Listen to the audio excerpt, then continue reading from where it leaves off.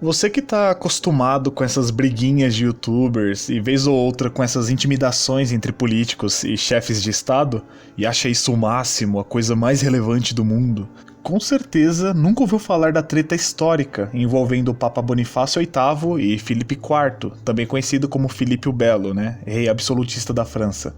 Foi um confronto por primazia entre a autoridade política mais importante da época, que era o rei da França, versus a maior autoridade religiosa, o Papa, logo na viragem do século XIII para o século XIV, ou seja, ainda na era de ouro da cristandade, ainda na época em que a igreja pulsava sua influência tanto entre as pessoas mais simples, como entre os intelectuais e os soberanos. Um cenário muito diferente do de hoje, né? Só que a história é muito longa e se desenrola num contexto muito complexo, então vamos resumir para não ficar um vídeo gigante, tá? Essencialmente, uma questão muito importante que suscitava muitos debates calorosos na Idade Média era a seguinte: quem tem o primado? Ou seja, quem é superior no âmbito das relações sociais humanas? Os poderes civis ou o papado?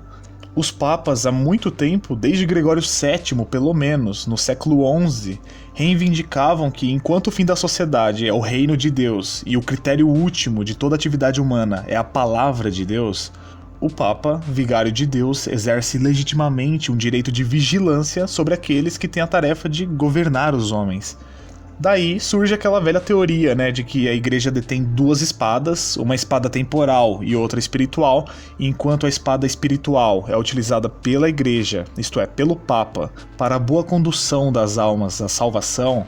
A espada temporal é delegada pela igreja aos reis, que estão a serviço dos interesses superiores do cristianismo e sob a vigilância do Papa. Ademais, a espada temporal está submetida à espada espiritual. E, neste caso, o Papa pode julgar e até mesmo depor o rei, caso este se desencaminhe.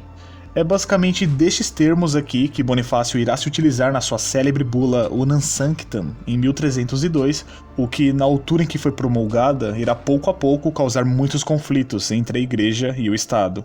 Bom, é verdade que desde São Bernardo até Santo Tomás de Aquino, esse pensamento acerca das duas espadas da igreja era tradicionalmente muito bem aceito por todos. Mas também é verdade que com a evolução de poder dos recém-formados reinos ocidentais, a coisa muda um pouco de figura. Estes jovens reinos, dentre os quais o mais desenvolvido era a França, certamente, foram todos formados numa concepção muito firme de cristandade, sendo que a igreja foi aquela que mais contribuiu para a sua civilização. Porém, com o passar do tempo, os chefes de estado destes reinos já se consideravam bem grandinhos e bem independentes e não queriam mais aceitar nenhuma sujeição dos seus poderes à igreja. Assim, um conflito entre a ordem civil e a ordem religiosa era questão de tempo. E aqui nós temos que conhecer os nossos personagens, então vamos lá. Filipe IV da França e Bonifácio VIII. Ambos ganharam uma fama muito ruim após os acontecimentos que eu vou narrar aqui, e especialmente o Papa, que injustamente durante muito tempo teve sua imagem muito manchada. Então, começando pelo próprio Papa Bonifácio VIII, que foi protagonista e podemos dizer a maior vítima dessa história toda, que sobre a sua honra não há muito o que dizer contra ele, né? Apesar das calúnias que foram feitas contra ele durante a história, não se tinha dúvida de que era alguém muito prudente nos seus costumes. Por outro lado, há de se dizer também que Bonifácio era um pouco impaciente, às vezes deixava o diálogo de lado e queria impor suas ideias nem que fosse de forma agressiva. Mas a verdade é que quando ele se tornou Papa em 1295, a cristandade já estava em declínio e a autoridade pontifícia, consequentemente, também já não detinha tantos poderes quanto antigamente. O seu maior erro, no entanto, foi não perceber que já não se estava mais nos tempos de Gregório VII, no século XI, no século XII, e, portanto, fazer a grandeza papal ressurgir diante dos novos cenários não iria ser uma tarefa fácil, por mais que Bonifácio VIII estivesse decidido a cumpri-la. Só que alguém estava mais decidido ainda a impedir isto. E este alguém foi o rei da França, Filipe IV, cognominado o Belo, por causa, obviamente, de sua fisionomia bem aparentada, né? E ao contrário do que muita gente pensa, Filipe o Belo era um cristão até que bem devotado. Conta-se que ele assistia à missa todos os dias, era muito caridoso e benevolente para com os pobres, cumpria todos os preceitos católicos e, enfim, não dá para dizer que ele não era um homem de fé. Porém, assim como o Papa Bonifácio, Filipe IV era um homem de temperamento forte. Já quanto ao seu reinado, praticamente quem governava de verdade no lugar dele eram os seus legistas, todos formados nas disciplinas do direito romano, que não tinham uma origem nobre e que por isso deviam tudo ao rei. Eram fanáticos, servidores do Estado. Dentre eles se destaca Guilherme de Nogaret, ministro e conselheiro do rei Filipe o Belo e que vai assumir um papel muito importante na história que nós estamos contando aqui. Então guarda esse nome aí, Guilherme de Nogaret. Então vamos lá, o primeiro fato que desencadeou mesmo uma série de desentendimentos entre o papado e a realeza é que há algum tempo já a coroa francesa ia muito mal financeiramente e no intuito de amenizar este problema, o rei ordenou que fosse criado um imposto sobre os rendimentos do clero francês, o que obviamente deixou o clero muito descontente, a ponto deles pedirem a intervenção de Roma. Bonifácio VIII então atendeu a esse chamado e promulgou a bula Clericis Laicus em 1296, na qual, entre outras coisas, proibia que os reis cobrassem impostos dos clérigos sem a permissão da Santa Sé. O conflito agora estava armado e, por mais excelente cristão que Filipe fosse, ele não estava tão disposto assim a aceitar uma intervenção deste porte por parte de Roma nos assuntos da coroa francesa. Filipe o Belo então responde imediatamente proibindo a exportação de dinheiro e de objetos valiosos sem a permissão do governo e proíbe também a entrada de estrangeiros na França sem autorização, o que afetava duramente Roma. Vendo tudo isso, o Papa a princípio protesta, mas vendo a intransigência de Filipe, ele decide ceder, amenizando o tom agressivo da bula Clericis Laicus. Daí, Filipe viu a boa vontade do Papa e suspende lá as proibições.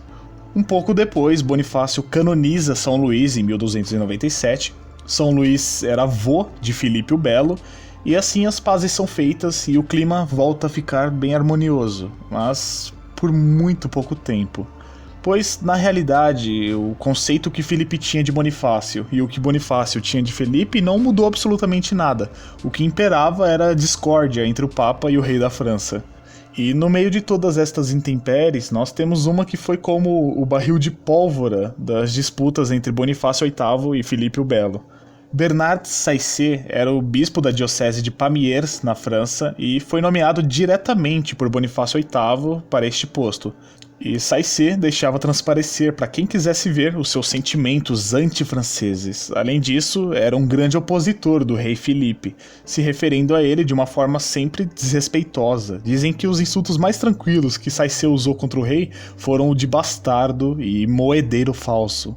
Esse caso então ganhou proporções enormes na França e fora dela também, mas mesmo assim o Papa resolve manter Saisset como o bispo de Pamiers, o que irritou profundamente Filipe, que mandou prender o bispo em 1301.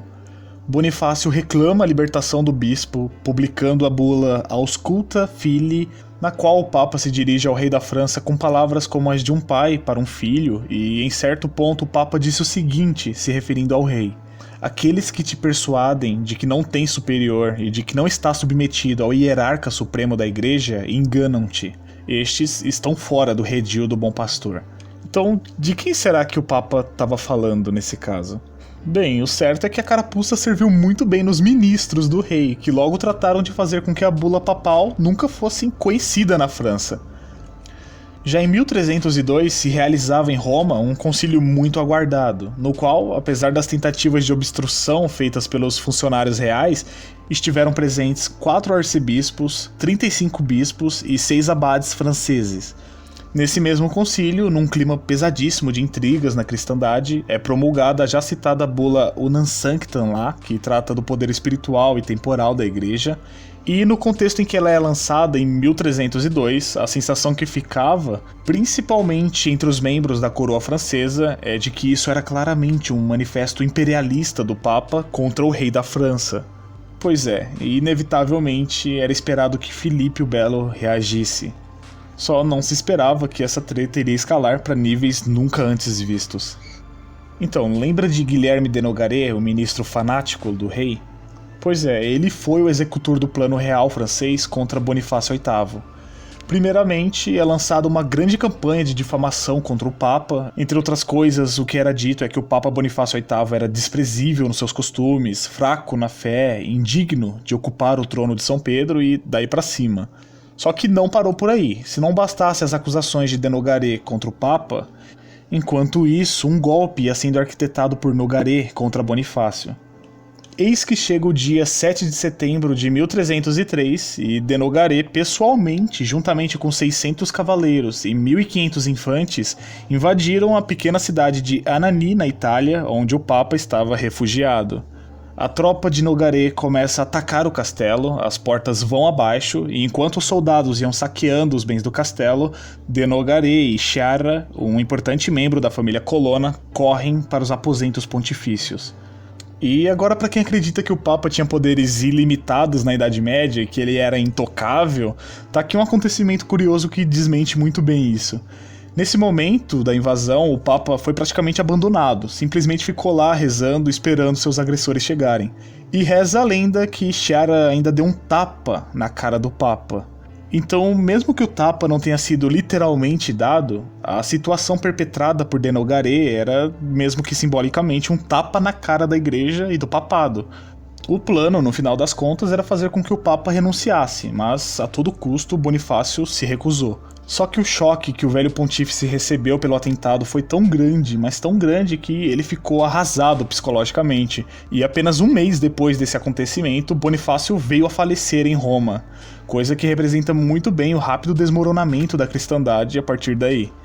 Com o golpe de Nogaret, a antiga ordem, fundada sobre a supremacia da igreja, ia passar a sofrer uma decadência terrível. A maldita secularização da sociedade que nós vivemos até os dias de hoje foi acelerada muito em conta dessa centralização de poder dos estados lá no século XIII e XIV. Então, nós podemos dizer que o maior erro mesmo de Bonifácio VIII talvez tenha sido esse de tentar ser um papa do século XII, justamente quando já se abria a era dos nacionalismos no século XIV. Triste fim para a cristandade.